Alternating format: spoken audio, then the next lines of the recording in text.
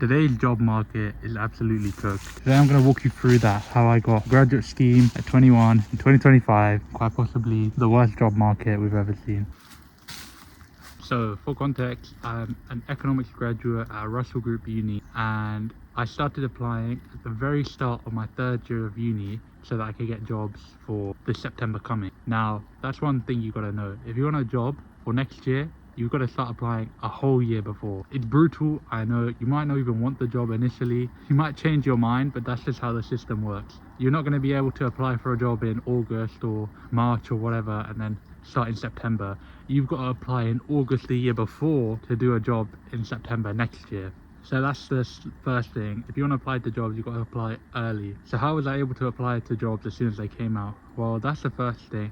You're going to want to use these graduate scheme trackers. A lot of the top universities have one, like LSE, University of Nottingham, Bristol University, King's College I think has the best one. These are massive spreadsheets with all of the jobs that you could apply for spring weeks, for summer internships, also for graduate schemes. They have graduate schemes for consulting, audit, investment banking, asset management. They have all the big graduate schemes that you're going to want to apply for. So first thing you're going to need to do is get a couple of reliable trackers from these top universities. Then you're just going to check them every day.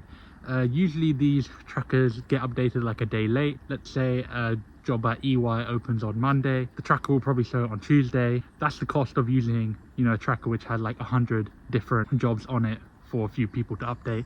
So if you really want to be on top of it, you've got to do it yourself, but that takes a lot of effort, so you can just use the tracker and be a day late. Hopefully that shouldn't be the difference between getting a job or not, but if you apply a week late, 2 weeks late, honestly I wouldn't even bother. You're gonna get stuck in like a backlog. That's the second tip. With everything you do, just apply straight away. So first tip was get a trusted tracker, and second was whatever you apply for, if you really want it, apply straight away.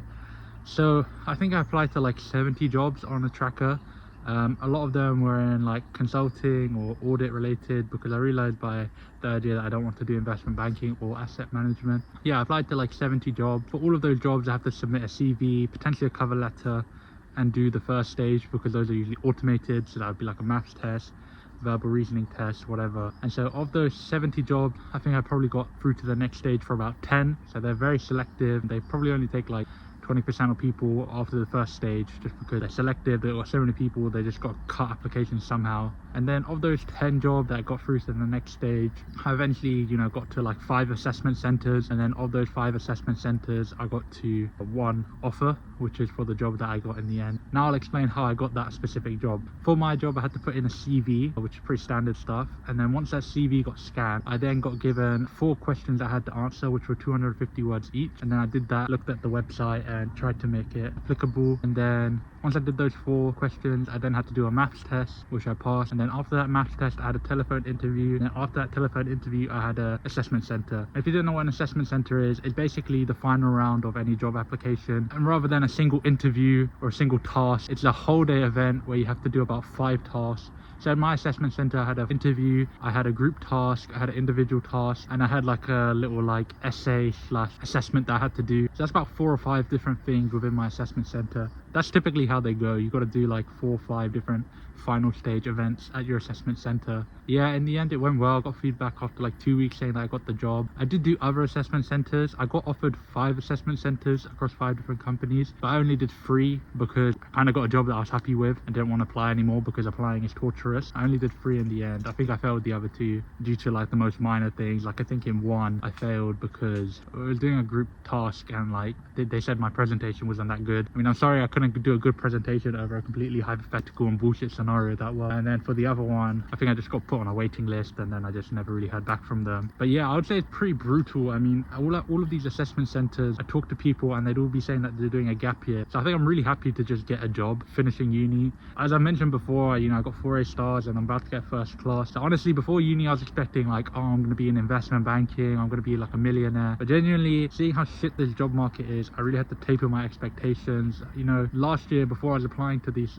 graduate schemes, I was seeing like PwC lays off 230,000 staff, Goldman Sachs lays off this many staff, UBS that many staff. So when you think that we're in that kind of world where really experienced people getting laid off. I think I'm just appreciative to actually have gotten a job at all. So yeah, my job starts in September and I'm really looking forward to it, to be honest. It wasn't the kind of work that I thought I'd be getting into, like I said, because of my achievements at school. No, but I think I realized that this is a pretty tough economy and it's still something that I'm actually interested in. So I'm really appreciative for the job I've got because I'm really bored of uni and I think I just want to do a job where like I feel like I have some purpose. It's pretty rough out there, and you know, talking to my friends, not getting a job after doing 3 years of university where you're working your arse off doing an economics degree, I mean, that can feel, you can feel really disenfranchised. I think that's the word. Basically, you start to think like, is this a whole scam? I've been sold a lie type of thing. So yeah, just to have a job straight after uni, to make some new friends, things like that. I'm really looking forward to that. So I appreciate it, and this is just my first job. It's not the job that defines me, right? But for a first job, I think it's pretty good, and I will share with you how the first week of that job goes when I start in September. And after my first month, I'll show you how I budget, because I'm trying to buy a house in about 2-3 years, and that's pretty tough in London. So I'll show you and be 100% transparent with like any money that I have and like how I spend it. So if you're a young person as well looking to buy a house, I'll show you how to do that. But yeah, that's how I got my job. My final tips would be use spreadsheets, know what you want to apply to. Just applying to a bit of this, that and everything will not get you far, because there are people who want to do investment banking, not because it pays well, but because they genuinely love it and want to do the 120-hour grind. If you're applying just because you want to, get a good job, that's not good enough. You're going to have real reasons. So that's why I stripped back and thought, okay, what do I actually want to do? And then I settled on consulting and audit as the two things I could actually see myself enjoying, rather than investment banking, where the only appeal is being a millionaire eventually. That's not a good enough answer in this economy today. Know what sectors you want to apply to truly, and then use spreadsheets for those, which will help you apply in a timely fashion. And then for every single stage, do it as soon as possible. I'd rather get 1 mark lower on my maths test but do it a day earlier, because really nowadays you will just get caught in a backlog. Even if you get 100%, you won't get pushed forwards on a maths test. All you have to do is pass the stage. You don't have to get excellent, you just have to pass each stage, pass the higher view, pass the maths test, pass the assessment. And it doesn't matter if you pass with flying colours, so long as you pass, you'll get to the next stage. And so that's why I prioritize doing things in a timely fashion, rather than, waiting for your friend to do it so you know what the answers are. Do everything as soon as it comes. Know what you want to apply for and know it like the back of your hand. Use a spreadsheet or something to make sure you apply in a timely fashion, and then do every single test and follow-up stage as soon as possible, because otherwise you get caught in a backlog. And yeah, my first term of year 3 was hell. I basically missed all of it because I'd be going back to London for assessment centres, or just sat in my room doing higher views and maths tests and virtual assessment centres. But it's worth it because I got a job, and that's really exciting, and it's giving me a sense of purpose now, which uni couldn't really give, because uni is just studying some bullshit that you don't even like. Like, I studied economics and I loved economics to begin with, but this isn't the same economics I knew. And it's all useless as well, because unless I'm becoming an economist, what use does it have? So that's why uni can feel quite devoid of purpose. So that's why I'm really looking forward to doing a job, getting out in the world, having some tangible impact. And yeah, I'll let you guys know how that goes. But for now, that's how I got a job in what quite possibly might be the worst job market we have ever seen. If you like this kind of video where I'm just in the forest, then let me know. I will tell you more about my university experience as I graduate in 2 weeks. Yeah, that's been it for today. So thank you. Please like and comment, and I'll interact with anyone who comments.